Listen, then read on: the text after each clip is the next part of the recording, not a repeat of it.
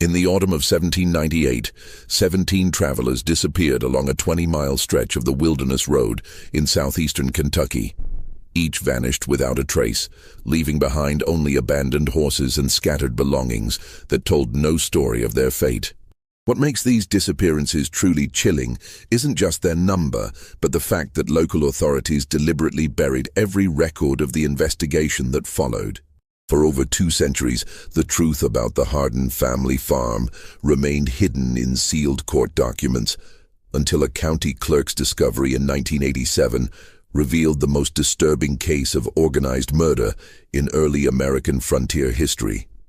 The documents describe a killing operation so methodical, so perfectly disguised as Christian charity, that it operated for 8 years without detection. Before we continue with the story of the farm that became Kentucky's first house of horrors, make sure to subscribe to our channel and hit that notification bell. We're about to uncover secrets that powerful families tried to keep buried forever. And tell us in the comments, what state are you listening from? We love hearing from our community of mystery seekers. The discovery that would eventually expose the Hardin family's crimes began not with screams in the night, but with the simple act of bureaucratic housekeeping in a dusty courthouse basement. Southeastern Kentucky in 1798 was a land caught between civilization and wilderness, where the promise of prosperity drew thousands westward along treacherous mountain paths. The Wilderness Road, carved through the Cumberland Gap by Daniel Boone 2 decades earlier, had become the primary artery for settlers moving west from Virginia and the Carolinas. This narrow, winding trail stretched for over 200 miles through some of the most unforgiving terrain in North America, where a single misstep could mean death from exposure, wild animals, or the countless human predators who haunted the frontier. Along this treacherous path, dozens of small communities had sprouted like wildflowers after rain, each one a beacon of hope for families seeking new beginnings in the untamed frontier. These settlements served as crucial waypoints where exhausted travelers could rest, resupply, and gather information about the dangers that lay ahead. The success or failure of these communities often depended on their ability to provide safe haven for the constant stream of migrants who passed through their borders. The township of Millfield sat at a crucial bend in the road, where the trail descended from the rocky ridges into the fertile valley of Beaver Creek. With barely 300 souls, it was the kind of place where everyone knew everyone else's business, or thought they did.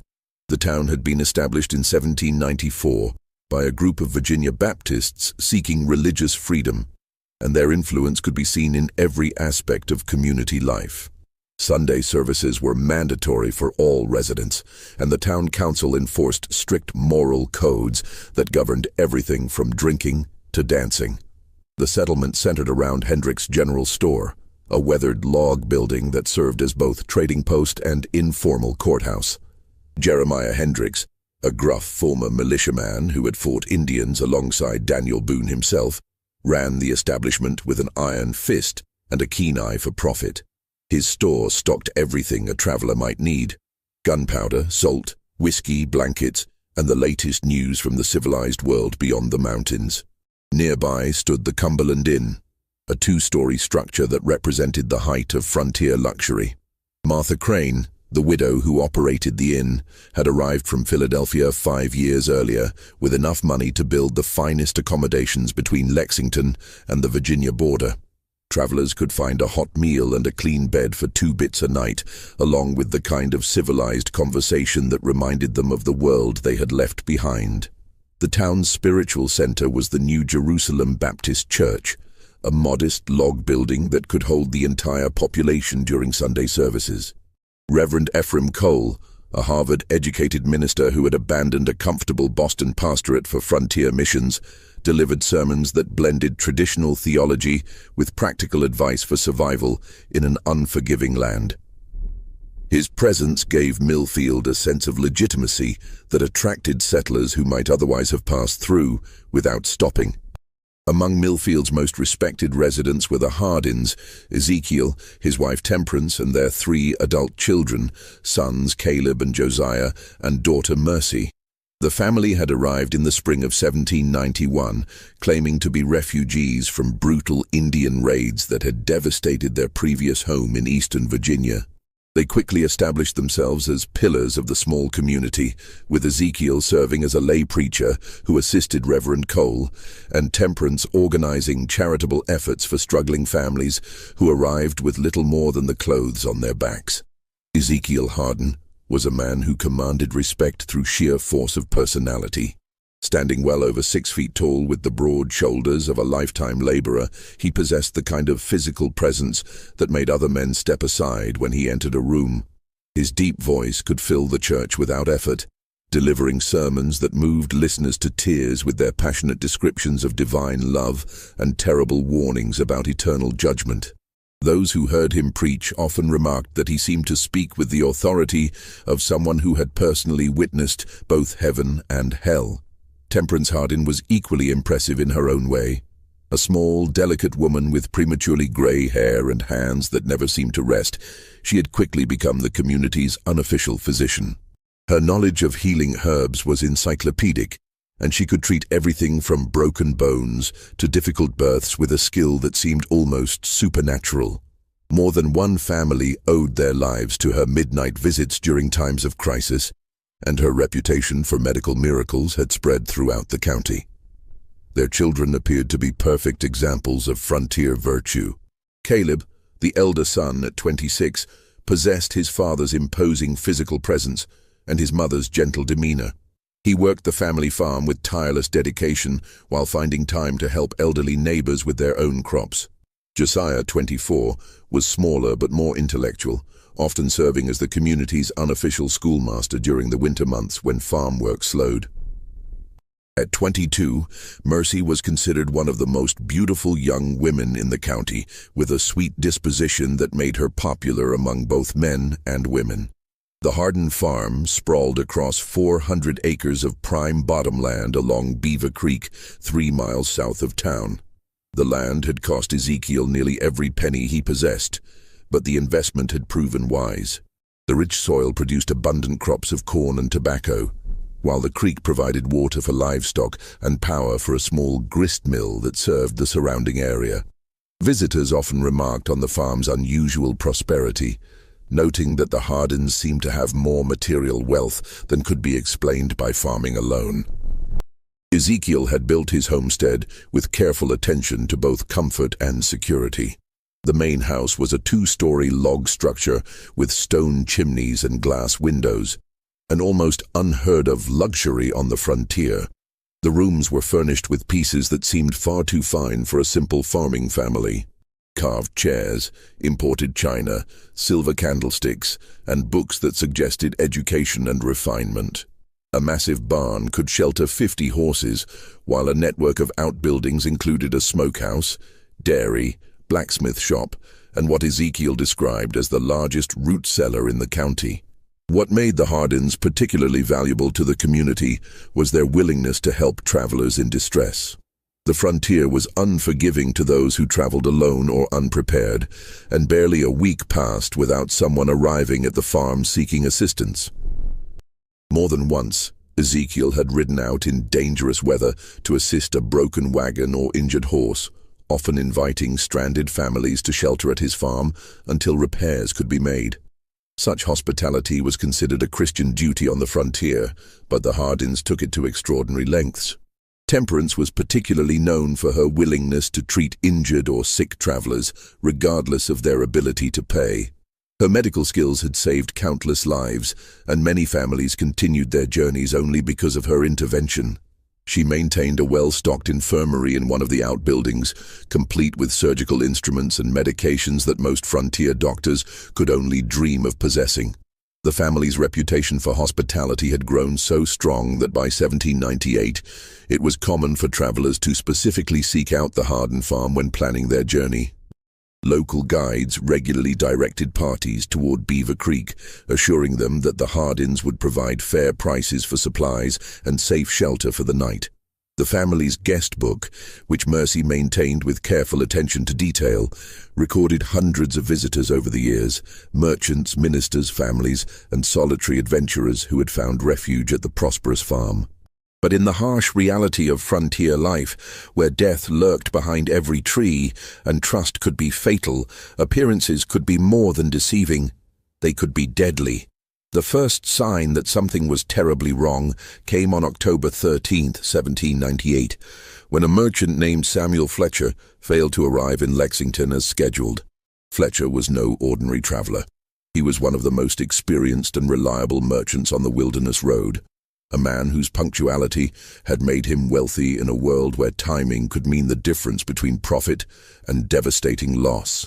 For 12 years he had made the dangerous journey between Virginia and Kentucky 4 times annually, carrying manufactured goods west and raw materials east. Fletcher's business partner, Thomas Greeley, had worked with the merchant long enough to know his habits intimately. Fletcher never deviated from his planned schedule without sending word, and he never took unnecessary risks that might jeopardize his valuable cargo. When Greeley received no word after 5 days, 2 days beyond Fletcher's promised arrival, he knew something catastrophic had occurred. Greeley's search began at dawn on October 18th, following Fletcher's known route backward from Lexington. He questioned innkeepers, merchants, and farmers along the way, each of whom confirmed that Fletcher had passed through on schedule.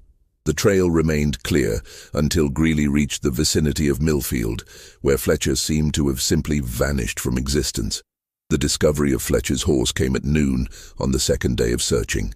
The distinctive bay mare was found grazing loose near Miller's Creek, still wearing its saddle but showing no signs of injury or distress. The animal appeared well fed and cared for, as if it had been deliberately released rather than abandoned in panic. Most puzzling of all, the horse's bridle had been removed and hung carefully on a nearby tree branch, an act that suggested human intervention rather than accident. Fletcher's saddlebags remained intact, containing his trading goods and a leather pouch with nearly $50 in silver coins, a fortune that represented months of dangerous work. The money's presence ruled out simple robbery, the most common explanation for frontier disappearances. Even more disturbing, Fletcher's personal effects were scattered in a deliberate line, leading away from the road toward the interior woodlands, as if he had been forced to drop them one by one while being dragged from his horse. The local constable, Jacob Winters, was a man uniquely qualified to investigate such mysteries. A former Continental Army sergeant who had served under Anthony Wayne in the Ohio campaigns, Winters possessed both the investigative skills and the stomach for violence that frontier law enforcement required. He had seen enough death and deception to know that the most obvious explanations were often the most wrong, and Fletcher's disappearance struck him as anything but ordinary. Winters organized a search party within hours of Greeley's report, gathering 12 of Millfield's most capable men for what he knew would be a difficult and potentially dangerous investigation. The searchers included Henrik Johansson, a Swedish immigrant whose tracking skills rivaled those of the local Indians, and Benjamin Stokes, a former bounty hunter who knew every hiding place within 50 miles of town. What the search party discovered defied all rational explanation. Fletcher's trail led clearly toward the Hardin farm, marked by torn fabric, caught on thorns, and occasional drops of what appeared to be blood. The signs suggested that the merchant had been alive but injured when he left the road, possibly struggling against captors who were forcing him deeper into the wilderness. But at the exact boundary of Hardin property, every trace of Fletcher's passage simply ceased to exist. The searchers spent hours examining the area where the trail ended, looking for any sign that might indicate Fletcher's fate. They found nothing. No disturbed earth, no hidden blood, no evidence of struggle. It was as if Samuel Fletcher had been lifted from the ground by invisible hands and carried away into thin air. Even Henrik Johansson, whose tracking abilities were legendary, admitted defeat when confronted with such a complete absence of evidence. When Winters questioned Ezekiel Hardin about the missing merchant, the patriarch's response was both cooperative and strangely rehearsed.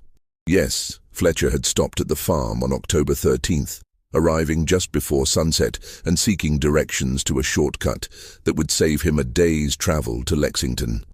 Ezekiel had warned him against taking unfamiliar trails, especially with valuable goods and winter weather approaching, but Fletcher had insisted on trying the route. The merchant had been polite but hurried, declining Temperance's offer of a hot meal and a warm bed in favor of pressing on while daylight remained. According to Ezekiel, Fletcher had seemed nervous and distracted, constantly checking his saddlebags and looking over his shoulder as if expecting pursuit. When asked about this behavior, Fletcher had mentioned seeing strange men following him since leaving Virginia, but had dismissed Ezekiel's suggestion that he remain at the farm until a larger party could escort him to safety. The last the family had seen of him, Fletcher was riding north toward the ridge country, determined to find his shortcut despite growing darkness and threatening weather. Ezekiel's account was corroborated in exact detail by his entire family, each member providing identical descriptions of Fletcher's visit. They remembered his urgency, his dismissal of their warnings, even his precise words when declining their hospitality. Temperance recalled that the merchant had complained of stomach problems and had accepted a small bottle of her herbal medicine before departing. Caleb had offered to escort Fletcher to the ridge trail, but the merchant had refused, claiming that his business was too urgent for delays. Their consistency should have been reassuring to Constable Winters. Instead, it struck him as unnaturally perfect, like a story that had been carefully rehearsed and practiced until every detail was fixed in memory.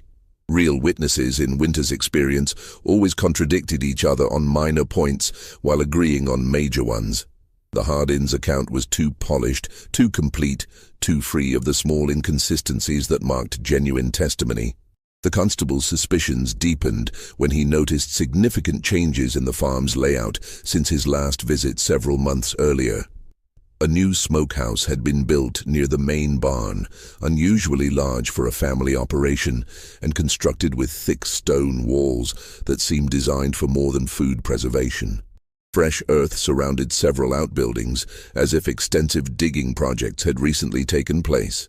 Most peculiar of all, the family's root cellar appeared to have been substantially enlarged, with new timber supports visible around an entrance that now seemed large enough to accommodate a wagon. When Winters asked about these improvements, Ezekiel explained that the family had enjoyed an exceptionally profitable harvest and had decided to invest in better facilities for storing and processing their crops. The enlarged root cellar was necessary for the increased volume of vegetables and preserved foods they planned to sell in Lexington, while the new smokehouse would allow them to cure meat for both family use and commercial sale.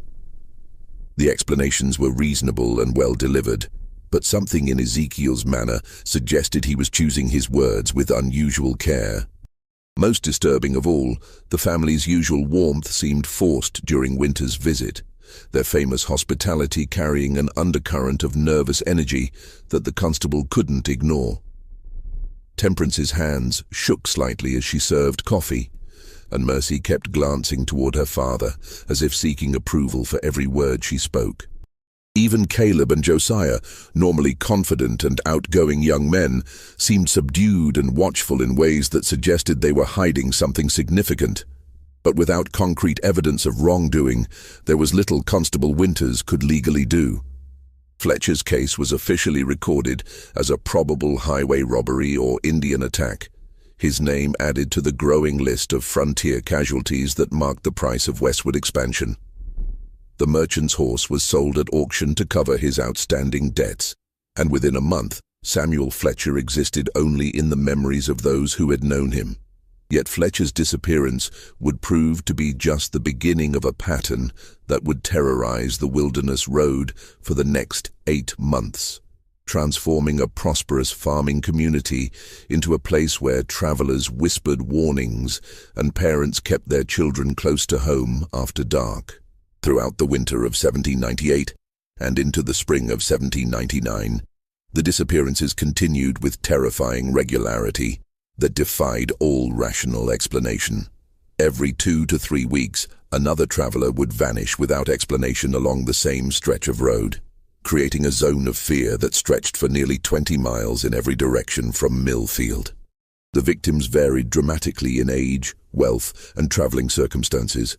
Solitary merchants like Fletcher, small family groups, even heavily armed parties traveling together for mutual protection. What united them was their complete disappearance, and the fact that each had been seen heading toward or inquiring about directions to the Harden farm before vanishing into the wilderness. Dr. Marcus Cromwell disappeared in November during his journey from Richmond to establish a medical practice in Louisville.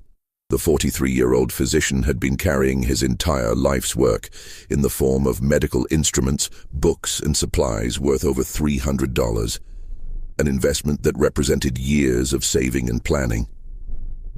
His wagon had been found overturned near Devil's Fork, 3 miles from the Harden farm, with the contents scattered but apparently untouched. Local authorities assumed that Cromwell had been thrown from his seat during an accident and had wandered into the wilderness in a state of confusion, eventually dying of exposure. The explanation seemed reasonable until searchers discovered that Cromwell's medical bag was missing from the wreckage.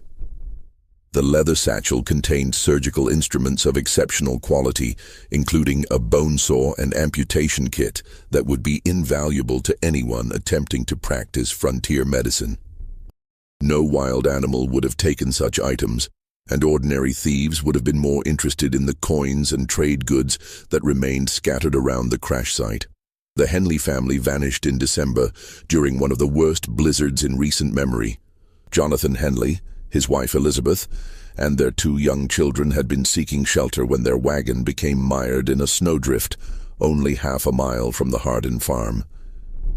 According to Ezekiel's subsequent account, the family had never reached his property despite the short distance, presumably becoming lost in the storm and freezing to death in the wilderness. Their bodies were never found, despite extensive searches conducted when the weather cleared. What made the Henley case particularly disturbing was the discovery of their wagon a week after the storm. The vehicle had been pulled from the snowdrift and abandoned beside the road, cleaned of snow and apparently searched thoroughly. The family's clothing and personal belongings were gone, but their food supplies and tools remained untouched. Most puzzling of all, tracks around the wagon suggested that multiple people had worked together to free it from the drift, an act that would have required considerable time and effort in dangerous weather. January brought the disappearance of Reverend Nathan Cross, a circuit preacher carrying donations for a new church in Frankfurt. Cross was known throughout the region for his powerful sermons and his fearless travels through even the most dangerous areas of the frontier. The 50-year-old minister had survived Indian attacks, bandits, and countless natural hazards during 15 years of preaching, making his disappearance particularly shocking to communities that had come to view him as indestructible. Cross's horse was found 3 days after his disappearance, still carrying saddlebags that contained nearly $200 in church donations. The money's presence ruled out robbery as a motive, but raised disturbing questions about what kind of threat could have overcome such an experienced and resourceful man. Local authorities eventually concluded that Cross had suffered a heart attack or stroke while traveling, falling from his horse and dying somewhere in the vast wilderness that surrounded the Wilderness Road. Each disappearance followed the same inexplicable pattern: abandoned horses found grazing loose or tied to trees, scattered personal belongings suggesting sudden violence or struggle, and trails that led inevitably toward Harden property before vanishing completely. Yet whenever questioned by increasingly suspicious authorities, the Harden family presented plausible explanations that were impossible to disprove. They had seen some of the travelers, yes, but only briefly and usually from a distance. Each victim had been warned about various dangers: bad weather, difficult terrain, reports of bandit activity, but had chosen to continue their journey despite the family's concerned advice. In several cases, the Hardens had offered food, shelter, or escort services that had been politely declined by travelers who seemed determined to maintain their schedules regardless of risk. Constable Winters found himself trapped in an impossible situation that grew more frustrating with each new disappearance. The Hardens were among the most respected families in the county, their reputation for charity and Christian virtue unquestioned by everyone except him.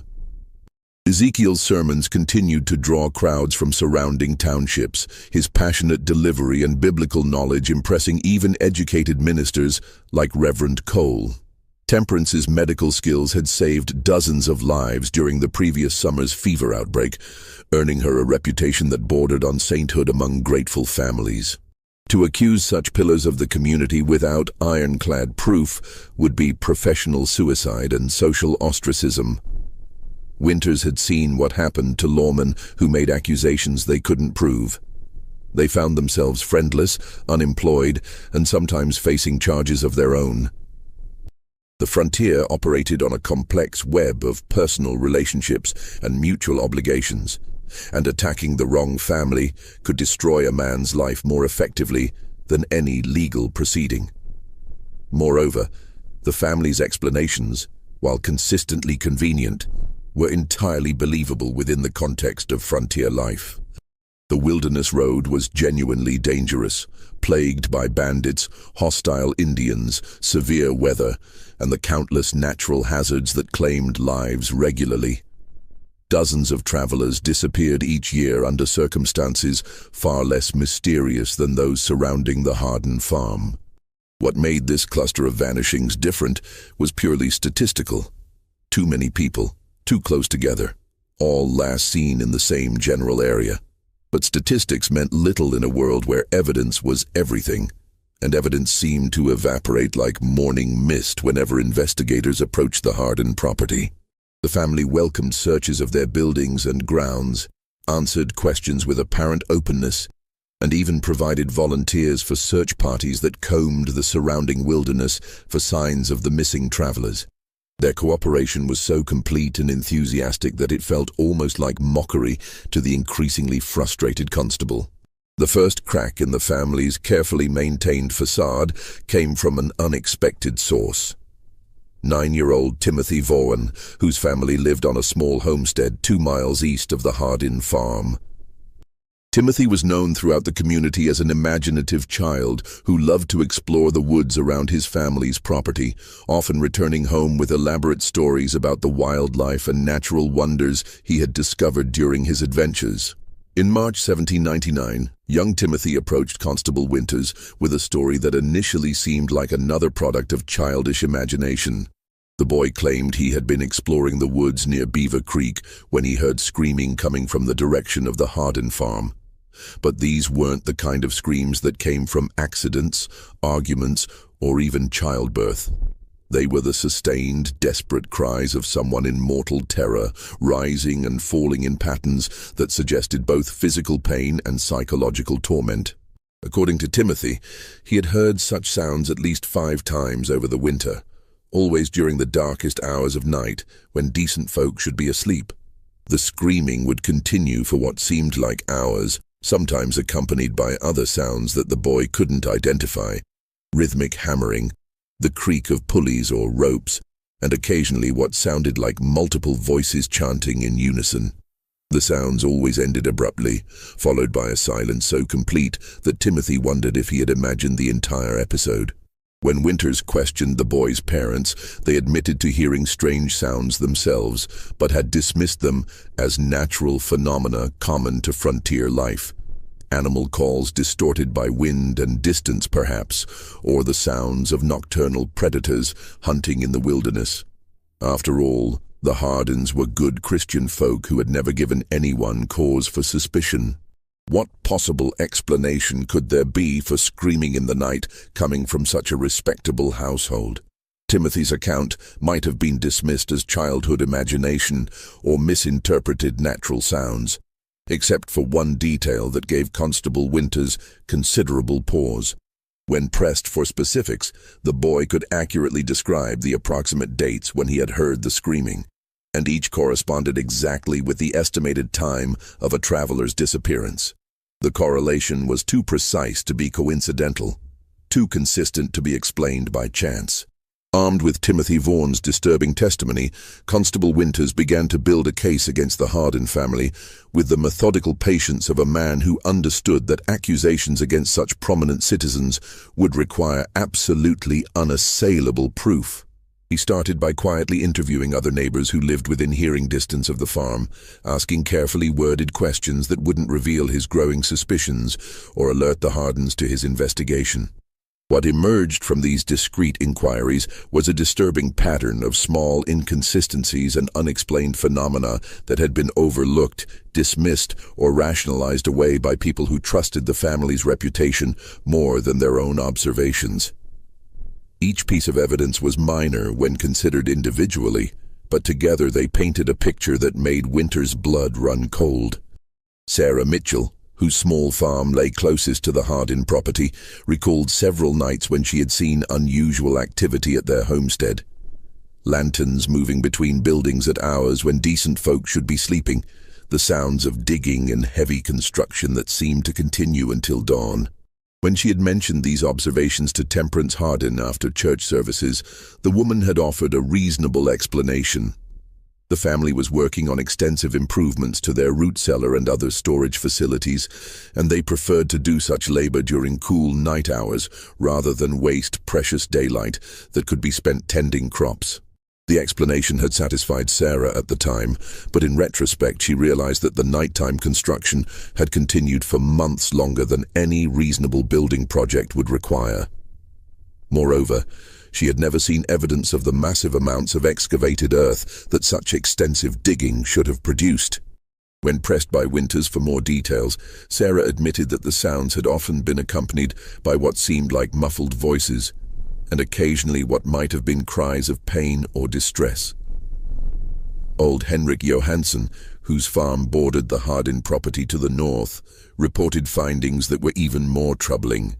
The Swedish immigrant, whose tracking and hunting skills were legendary throughout the county, had discovered animal bones scattered along their shared fence line.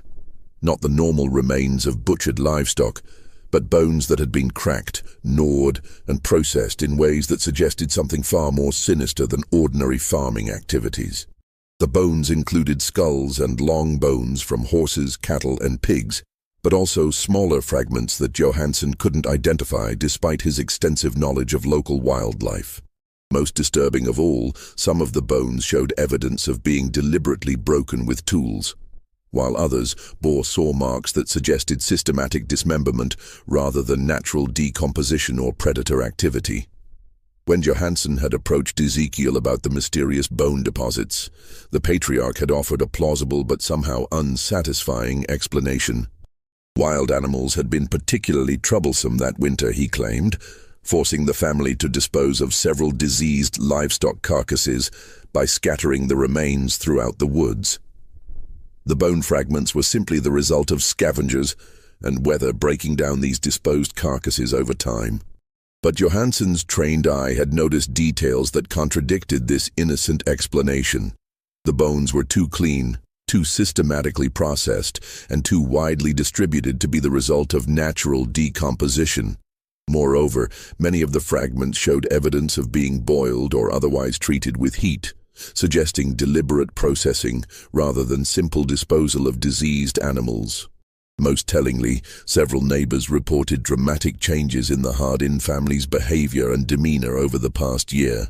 The children, once friendly and outgoing members of the community, had become withdrawn and secretive, avoiding social gatherings and speaking only when directly addressed. Caleb and Josiah, who had previously been popular among young people their age, now seemed nervous and distracted during public interactions, as if constantly preoccupied with private concerns.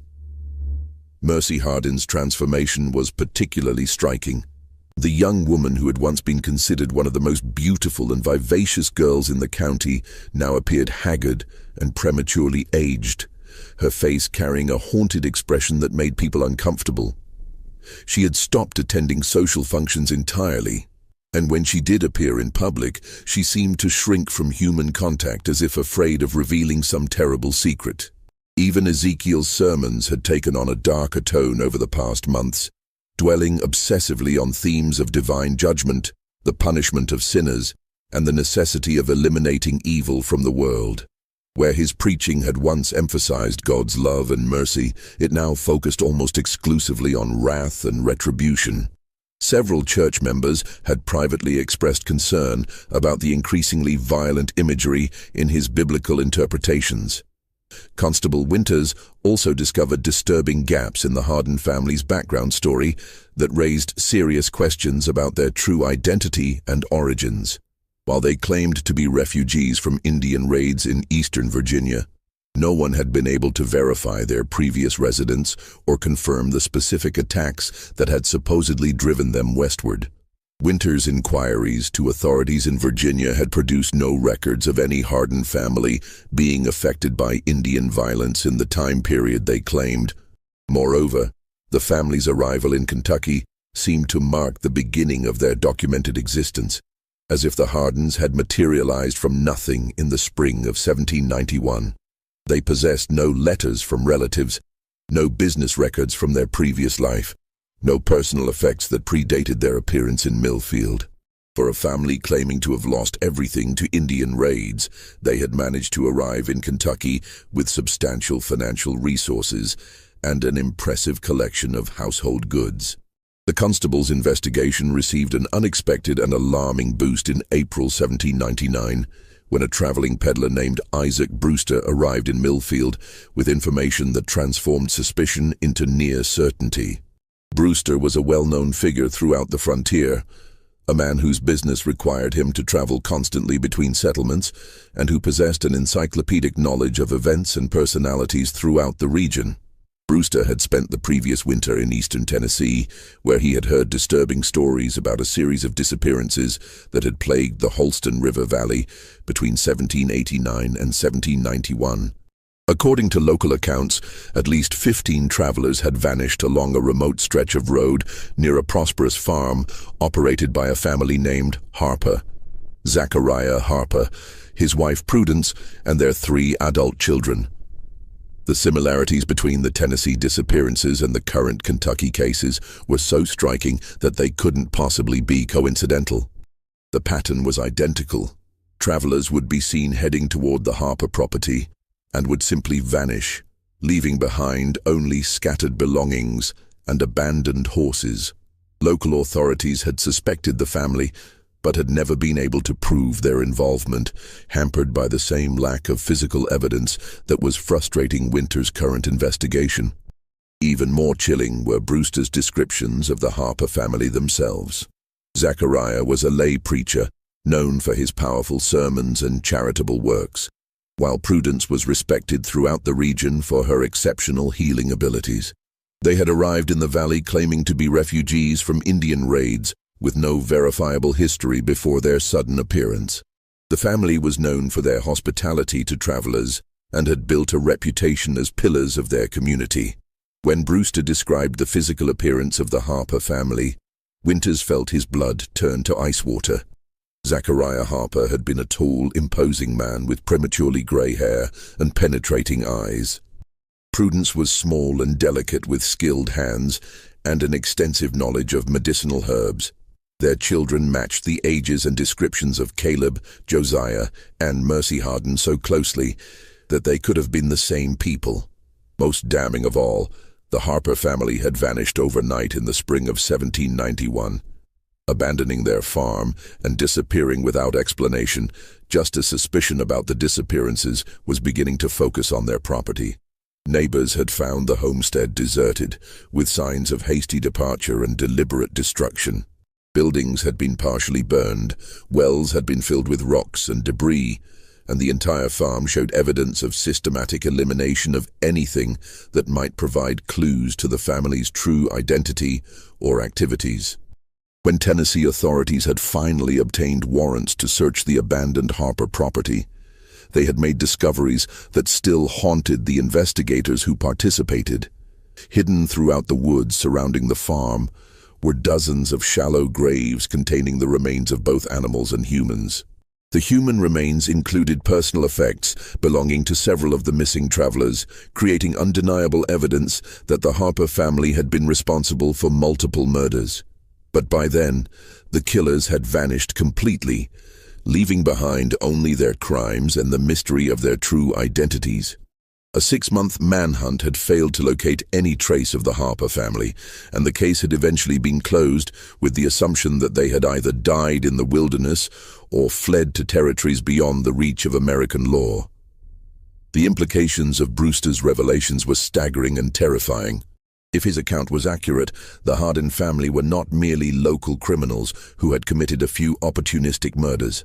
They were experienced serial killers who had perfected their methods over years of practice, moving from region to region when suspicion grew too strong and leaving behind a trail of bodies that stretched across multiple states. Even worse, their current operation in Kentucky appeared to be far more sophisticated and successful than their previous activities in Tennessee. They had learned from their mistakes, developed better methods of disposing of evidence, and created a more convincing cover identity that had allowed them to operate undetected for 8 years. The number of victims in Kentucky likely far exceeded those in Tennessee, representing one of the most extensive killing sprees in American criminal history. The weight of Isaac Brewster's testimony pressed down on Constable Winters like a physical burden. But he knew that, compelling as the evidence might be, it would not be sufficient to secure convictions against the Hardin family in a court of law. Frontier justice moved deliberately, and judges required ironclad physical evidence before authorizing arrests that could destroy innocent lives and tear apart established communities. The constable needed proof that would stand up under the scrutiny of skeptical attorneys and suspicious juries. Evidence that could not be explained away or dismissed as coincidence. The breakthrough he desperately needed came from the last source he would have expected: Mercy Hardin herself. On the night of May 22, 1799, the 22-year-old woman appeared at Winter's cabin like a ghost materializing from the darkness, her face streaked with tears and her hands trembling with barely controlled terror. What she told him during the next 3 hours would finally expose the full horror of what had been happening at the Hardin farm and provide the evidence necessary to bring Kentucky's most notorious family of killers to justice. According to Mercy's devastating confession, her family had been systematically murdering travelers for over 8 years, beginning just months after their arrival in Kentucky. But what made her testimony truly horrifying was not just the scope of their crimes, but the methodical, almost ritualistic way in which the murders had been planned and executed. The killing operation, as Mercy described it, was far more sophisticated than Winters had imagined possible. Her father, Ezekiel, had convinced the family that they were carrying out God's work by eliminating what he called unworthy souls who traveled the frontier roads. The murders weren't random acts of violence driven by greed or opportunity, but carefully planned executions that served both what Ezekiel claimed was divine justice and the family's increasingly elaborate material needs. The process began with what the family called evaluation. When promising targets approached the farm, travelers with valuable goods, significant amounts of money, or skills that the family coveted, Ezekiel would engage them in seemingly innocent conversation designed to assess their moral character. He would ask about their reasons for traveling, their families, their business dealings, and their religious beliefs, all while presenting himself as a concerned Christian neighbor worried about their safety. Based on these conversations, Ezekiel would determine whether each traveler deserved what he called judgment. The wealthy were automatically guilty of greed and materialism. Educated individuals were condemned for pride and intellectual arrogance. Families traveling with young children were accused of recklessly endangering innocent lives. Even ministers and missionaries could be found guilty of false piety or doctrinal errors that marked them as heretics deserving death. Once Ezekiel had pronounced his secret verdict, the family would spring into action with the precision of a military operation. They would invite the condemned travelers to stay the night, citing concerns for their safety on dangerous roads or offering assistance with repairs to wagons or equipment. The family's reputation for hospitality made such invitations almost impossible to refuse, especially during bad weather or when travelers were genuinely in need of help. The doomed visitors would be welcomed into the main house and treated to what appeared to be genuine frontier hospitality. Temperance would prepare elaborate meals, showcasing her cooking skills, while the children would entertain guests with music, conversation, and displays of their education and refinement. The evening would conclude with family prayers led by Ezekiel, whose powerful voice and biblical knowledge impressed even skeptical visitors. But the final course of every meal contained a carefully prepared mixture of herbs that Temperance had perfected over years of experimentation. The drug cocktail was virtually undetectable when mixed with strong coffee or whiskey, producing effects that mimicked natural exhaustion after a long day of travel. Victims would gradually become drowsy and disoriented, accepting the family's suggestion that they retire early to recover their strength for the next day's journey.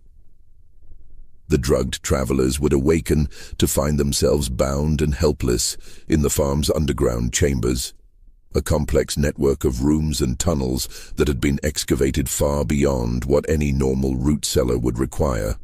According to Mercy's terrified description, the subterranean complex stretched for nearly 200 yards from the main house, with multiple levels connected by stone steps and wooden ladders.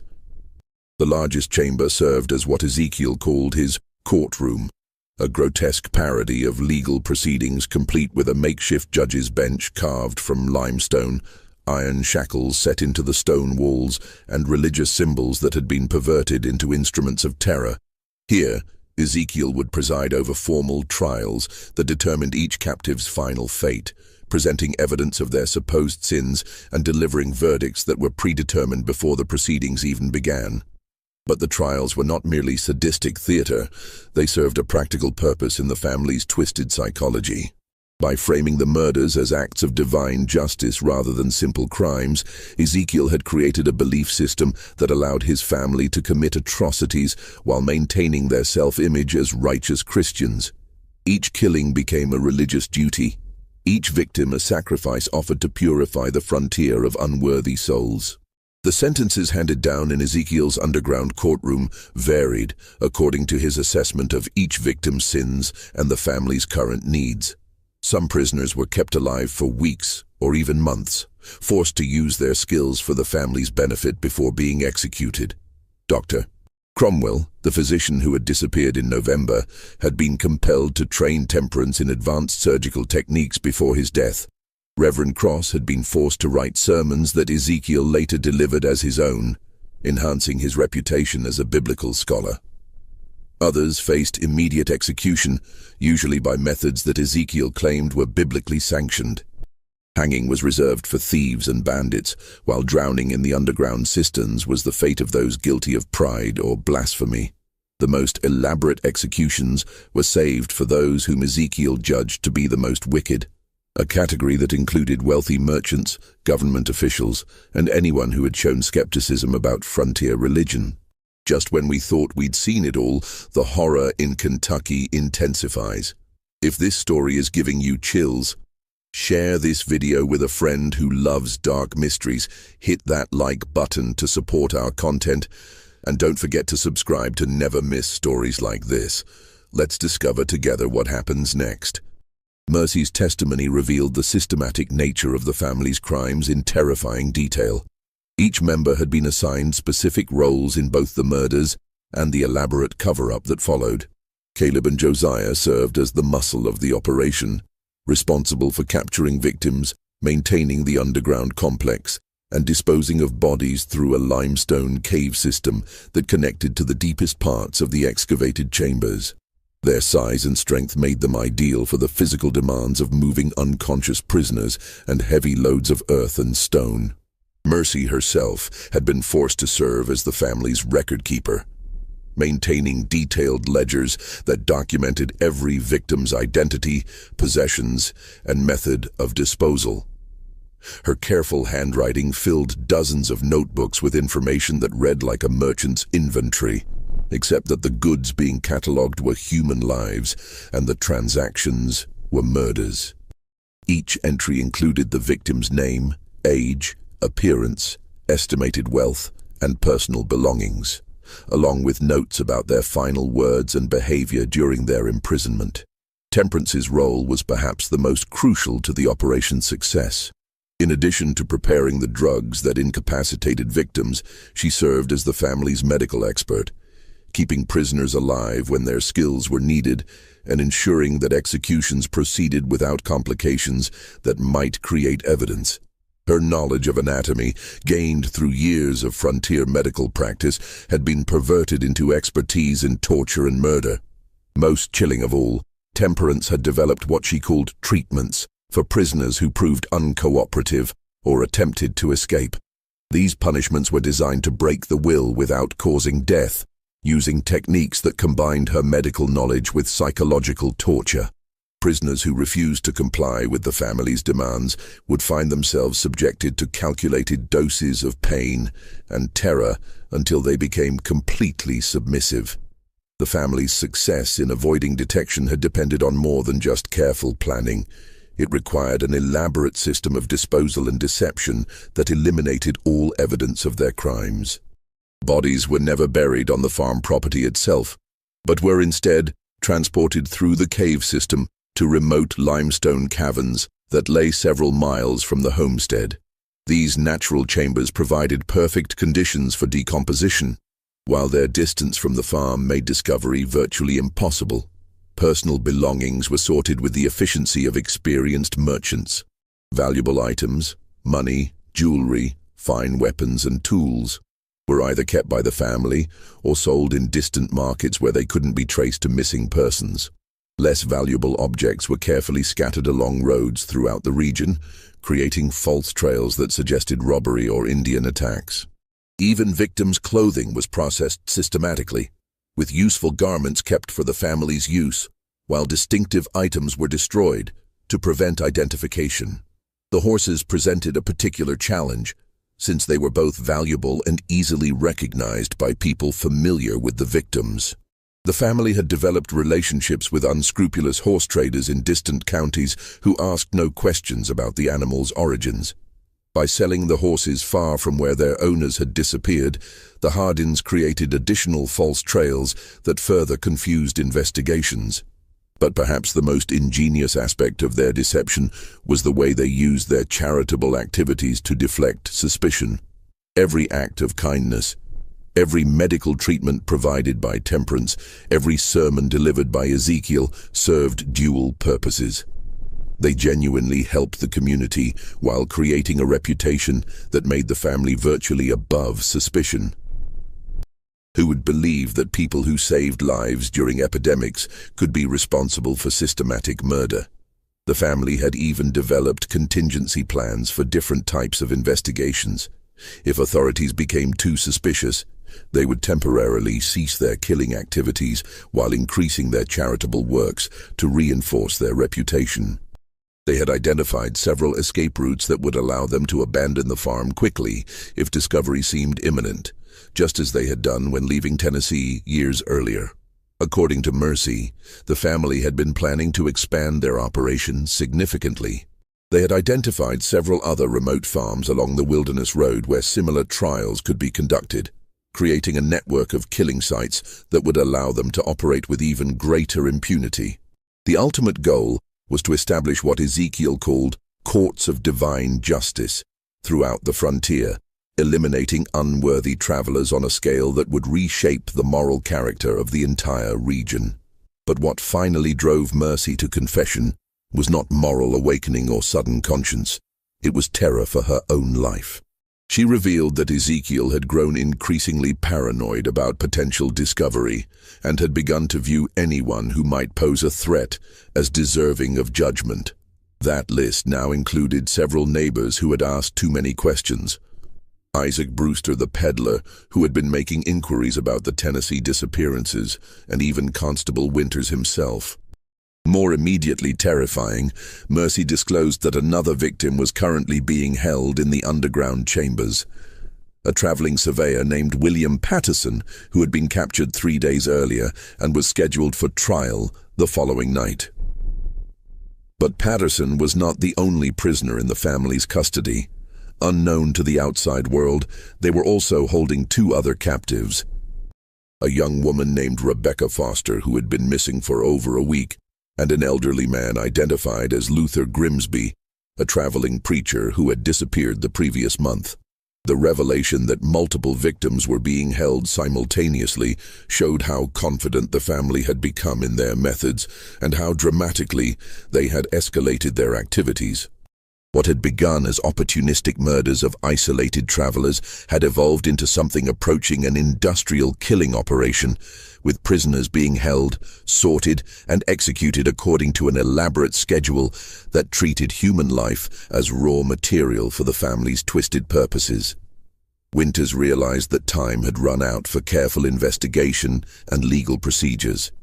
If Mercy's information was accurate, innocent people were going to die within hours unless immediate action was taken. But he also knew that a direct confrontation with the Hardin family would be extraordinarily dangerous. They were armed, prepared for resistance, and operating from a fortified position that they had spent years perfecting for exactly this type of situation. Constable Winters faced the most difficult decision of his law enforcement career, knowing that every choice carried deadly consequences. He could attempt to arrest the Hardin family single-handed, risking not only his own life, but potentially alerting them to escape before their current victims could be rescued.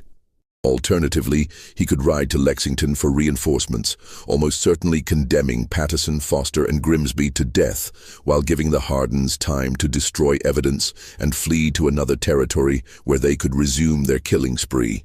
The choice became easier when Winters realized he wouldn't have to act alone. Henrik Johansson, the Swedish farmer whose suspicions had been growing for months, volunteered immediately when approached for assistance. The immigrant's military experience in the Swedish army and his intimate knowledge of the local terrain made him an invaluable ally for what would essentially be a combat operation. Isaac Brewster also volunteered his services, driven by guilt over his failure to expose the Harper family's crimes in Tennessee years earlier. The peddler's knowledge of the family's previous methods and his experience with frontier violence would be crucial in anticipating their likely responses to attack. Two other men from town, Benjamin Stokes, the former bounty hunter, and Daniel Crawford, a veteran of Indian fighting, completed the hastily assembled rescue party. The plan they developed was necessarily simple, but extremely dangerous. The group would approach the Hardin farm after midnight on May 23rd, using darkness and surprise to overcome the family's defensive advantages. Their primary objective was rescuing the imprisoned victims, with capturing the killers being a secondary consideration. If the Hardins could not be taken alive, the rescuers were prepared to use whatever force necessary to prevent their escape. Mercy provided crucial intelligence about the farm's layout and the family's likely defensive positions. The underground complex had only two entrances: the main access through the enlarged root cellar and a concealed emergency exit that emerged in the woods nearly a quarter-mile from the main house. The family kept weapons cached at both locations, and Ezekiel had drilled his sons in defensive tactics designed to hold off attackers long enough for the family to escape through the cave system. The approach to the farm required crossing nearly a mile of open ground that would leave the rescuers completely exposed if detected. Johansson's tracking skills proved invaluable in identifying a route that used creek beds and tree lines to provide maximum concealment. The group moved with the silence of experienced hunters, each man understanding that discovery would likely mean death for both themselves and the prisoners they were trying to save. What they discovered when they reached the Hardin property exceeded their worst expectations, and confirmed that Mercy's testimony had actually understated the scope of her family's crimes. The farm showed clear evidence of recent excavation work far beyond what any normal agricultural operation would require. Piles of earth and stone were scattered throughout the property, while the smell of lime and decay hung in the air like a physical presence. The main house appeared normal from the outside, with warm light glowing in the windows and smoke rising from the chimneys. But as the rescuers drew closer, they could hear sounds that chilled their blood, muffled voices coming from beneath the ground, occasional screams that were quickly silenced, and the rhythmic sound of metal striking stone that suggested ongoing construction work in the underground chambers. The rescue operation began at precisely 2 a.m., when the raiders believed the family would be least alert and most vulnerable to surprise attack. Winters and Johansson approached the main entrance to the underground complex, while Stokes and Crawford positioned themselves to block the emergency exit. Brewster remained with the horses, ready to provide covering fire if the operation went wrong. The root cellar entrance proved to be far more elaborate than Mercy had described. What appeared from the surface to be a simple storage facility was actually a sophisticated fortification with multiple defensive positions and clear fields of fire. The Hardins had spent years preparing for exactly this type of assault, creating killing zones that would allow a small number of defenders to hold off a much larger attacking force. But the raiders' greatest advantage was complete surprise. The family had grown complacent after years of successful operation, never imagining that their carefully maintained cover could be penetrated by local law enforcement. When Winters and Johansson descended into the underground complex, they found Ezekiel and his sons completely unprepared for resistance, focused instead on the grisly business of preparing their current victims for execution. The rescue of the prisoners was both easier and more horrifying than the raiders had anticipated. They found William Patterson chained in a stone cell barely large enough for a man to stand upright, weak from days without adequate food, but alive and coherent. Rebecca Foster was in worse condition, showing signs of the treatments that Temperance had used to break her resistance. Luther Grimsby was barely conscious, his health broken by weeks of captivity and psychological torture. But the prisoners were not the only occupants of the underground complex. As the raiders penetrated deeper into the cave system, they discovered evidence of the family's crimes that defied human comprehension. The limestone chambers contained a charnel house of human remains spanning nearly a decade of systematic murder. Bones, clothing fragments, and personal effects were scattered throughout multiple rooms, creating an archaeological record of atrocity that would take weeks to fully catalogue. The physical evidence was overwhelming in both scope and detail. In addition to the human remains, the raiders found the detailed records that Mercy had described, written in her careful handwriting and organized with the precision of a merchant's ledger. The notebooks contained the names, descriptions, and final possessions of 67 victims spanning 8 years, far more than the investigation had uncovered, and representing one of the most extensive killing sprees in American criminal history. But perhaps the most damning evidence was discovered in what Ezekiel had called his courtroom. The underground chamber contained not only the makeshift judge's bench and religious symbols that Mercy had described, but also a collection of personal trophies taken from victims. Scalps, jewelry, weapons, and other mementos were displayed like battle honors, creating a museum of murder that revealed the full extent of the family's sadistic pride in their crimes. The capture of the Hardin family proved to be swift but violent, as Ezekiel and his sons attempted to fight their way out of the underground complex rather than face the justice they had denied their victims. The patriarch showed no surprise at being discovered, instead launching into a rambling sermon about divine judgment and the righteousness of his mission, even as gunfire echoed through the stone chambers. Caleb and Josiah fought with the desperate fury of men who knew they faced certain death if captured, using their intimate knowledge of the cave system to launch attacks from concealed positions. The battle raged through multiple chambers for nearly an hour, with the raiders forced to advance carefully through passages that the defenders had prepared as killing zones. The end came when Temperance, trapped in the main house above, attempted to destroy evidence by setting fire to the building and its contents. The flames spread rapidly through the dry timber structure, threatening to collapse the main entrance to the underground complex and trap everyone below. Faced with the choice between burning alive and surrendering, the surviving Hardins finally laid down their weapons. Only Mercy surrendered willingly, her confession having already condemned her family and sealed their fate. She was found in her room, kneeling in prayer and apparently resigned to whatever judgment awaited her. Her cooperation with the investigation had been motivated not by moral awakening, but by terror that her father's paranoia would eventually mark her for execution along with the family's other perceived enemies. The aftermath of the Hardin family's capture sent shockwaves throughout Kentucky and the broader frontier region, forcing communities to confront the terrifying reality that one of their most respected families had been systematically murdering travelers for nearly a decade. The evidence recovered from the underground complex was so overwhelming and disturbing that local authorities struggled to process the full scope of the crimes. The investigation that followed the raid revealed details that exceeded even the raiders' worst expectations. The cave system beneath the Hardin farm was far more extensive than anyone had imagined, stretching for nearly 2 miles through natural limestone caverns that the family had modified for their murderous purposes. Multiple chambers had been excavated and reinforced, creating an underground complex that could house dozens of prisoners simultaneously.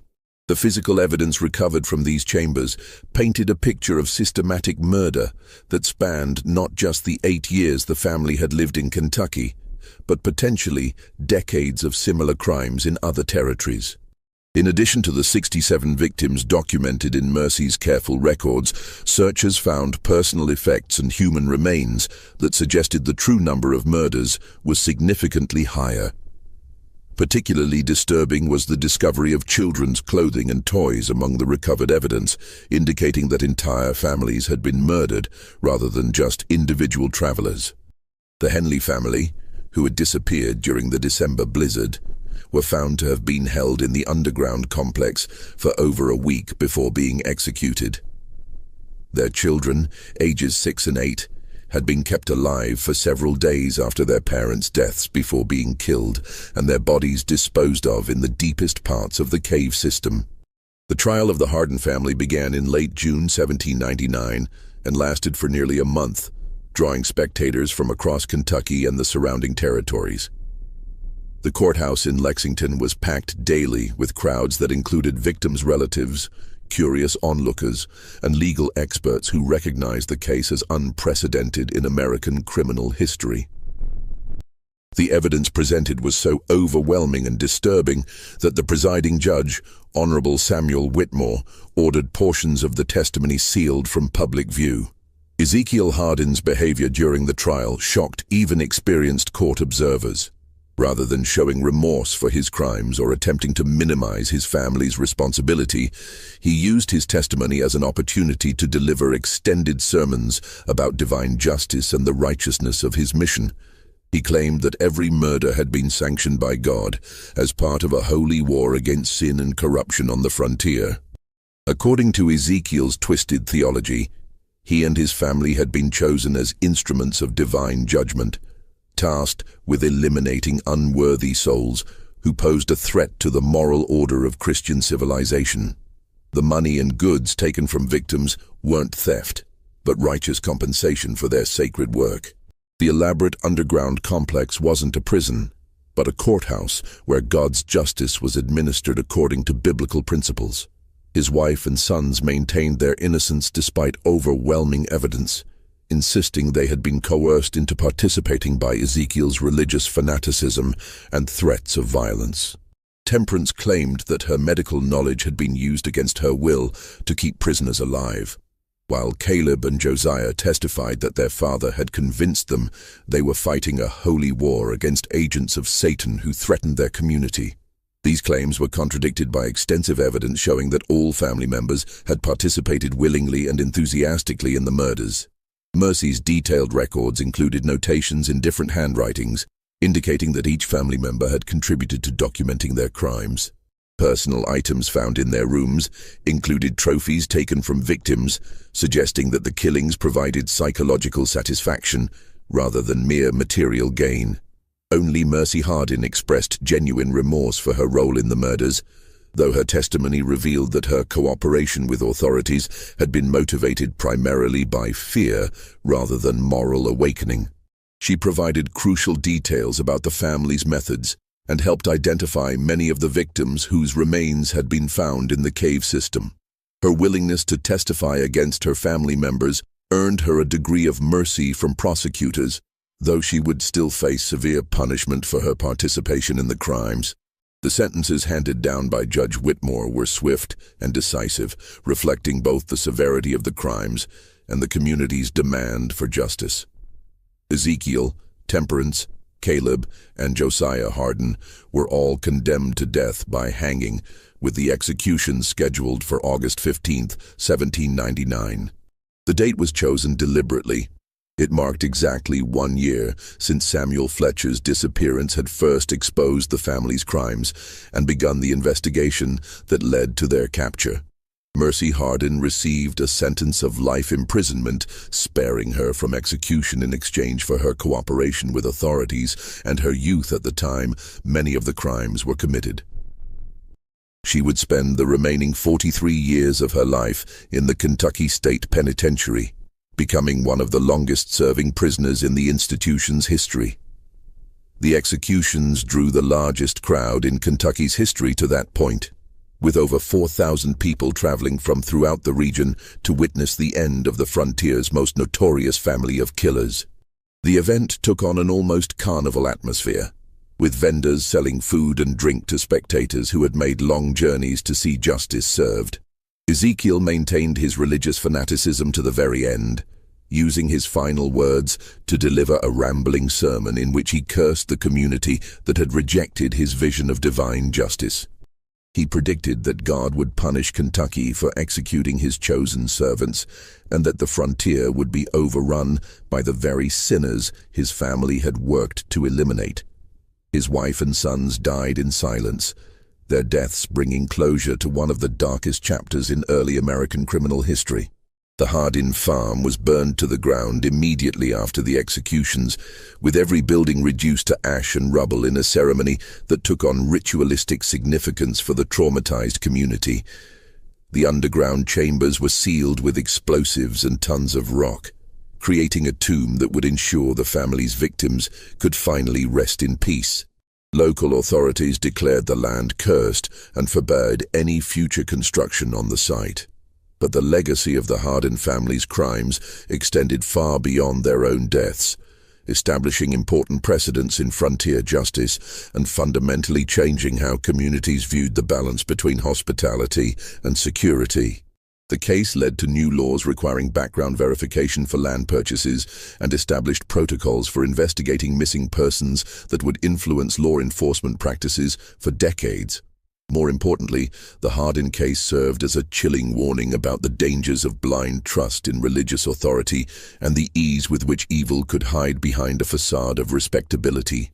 Communities throughout the frontier began questioning their assumptions about neighbors and strangers alike, recognizing that surface appearances could mask the darkest intentions.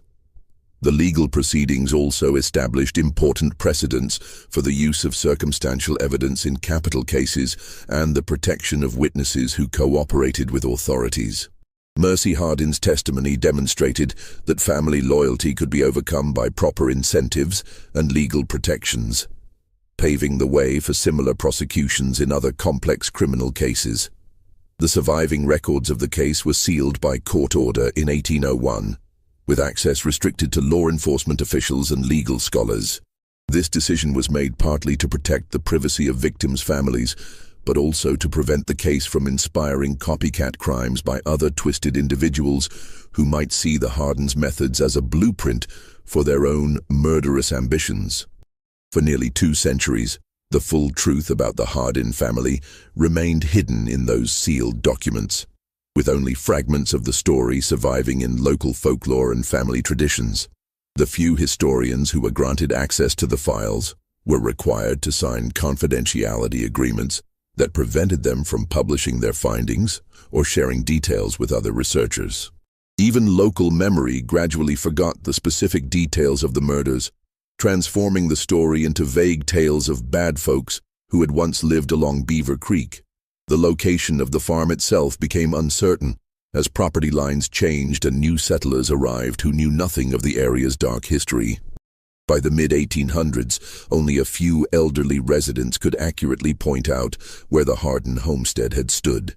The rediscovery of the case files in 1987 finally allowed historians to piece together the complete story of Kentucky's first family of serial killers, but even today, many questions remain unanswered. The cave system where the family disposed of their victims has never been fully explored, and authorities believe additional remains may still be hidden in the deepest passages that were too dangerous for 18th-century investigators to access. Modern forensic techniques could potentially reveal much more about the family's crimes, but the sealed caverns would be extremely difficult and expensive to excavate. Local authorities have shown little interest in reopening what they consider a historical matter, preferring to let the dead rest undisturbed rather than risk new revelations that might traumatize descendants of the victims. Perhaps most disturbing of all, the Hardin case has forced historians to reconsider other unexplained disappearances along frontier roads throughout the early American period. How many other respectable families might have been hiding similar secrets? How many missing travelers were victims not of random violence, natural hazards, or Indian attacks, but of carefully planned murders by people they trusted? The statistical analysis of frontier disappearances reveals troubling patterns that suggest the Hardin family may not have been unique. Clusters of vanishings near other prosperous charitable families have been identified in Tennessee, Virginia, North Carolina, and Georgia during the same time period. While none of these cases have been definitively linked to systematic murder, the similarities are striking enough to warrant further investigation. The answers to these questions died with Ezekiel Hardin on that August morning in 1799. But the questions themselves serve as a chilling reminder that evil often wears the most innocent face. The greatest horrors in human history have frequently been committed by those who believed they were doing God's work. And the frontier period of American expansion created countless opportunities for such twisted individuals to operate with impunity. The Hardin case also highlights the vulnerability of isolated communities that valued reputation over evidence and trust over vigilance. The family's success depended not just on their own criminal skills, but on their neighbors' willingness to dismiss uncomfortable evidence in favor of maintaining social harmony. The price of that willingness was measured in human lives. This mystery shows us that the frontier justice of early America was often more complex and disturbing than traditional histories have acknowledged. The expansion westward created not just opportunities for honest settlers seeking new lives, but also perfect hunting grounds for predators who understood how to exploit the trust and desperation of vulnerable travelers. What do you think of this story? Do you believe everything was revealed about the Hardin family's crimes, or might there be even darker secrets still buried beneath the Kentucky soil? Could similar families have operated in other frontier regions without ever being discovered? Leave your comment below and share your theories about this case. If you enjoyed this tale and want more horror stories like this, subscribe, hit the notification bell, and share with someone who loves mysteries. See you in the next video.